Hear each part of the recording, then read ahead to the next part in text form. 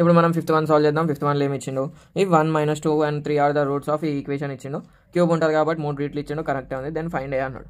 దీనికి మొత్తం అందరు some of the roots product of the roots చేస్తారు కానీ అవన్నీ వేస్ట్. సింపుల్గా చూద్దాం. ఫస్ట్ గివెన్ ఈక్వేషన్ రాద్దాం. Given equation is x³ - 2x² + ax + 6 = 0 అయిపోయింది. అండ్ గివెన్ రూట్స్ ఆర్ ఏమేమి ఇచ్చిండు కాక 1 - 2 and 3.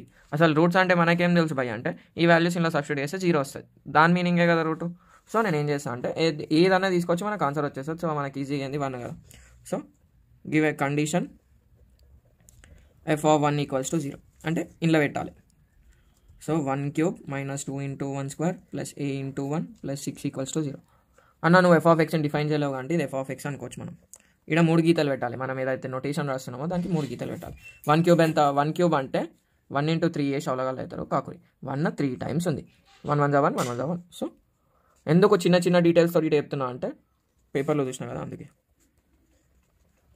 సో ఏం చేద్దాం ఇప్పుడు, a + 6 + 1 7 - 2 = 0, a + 5 = 0, a = -5 అయిపోయింది కదా. నువ్వు కావాలనుకుంటే f(x) ఇంప్లైస్ జర ఓవర్ స్మార్ట్ చేయాలనుకుంటే ఇది గిట్ట రాయొచ్చు మనం.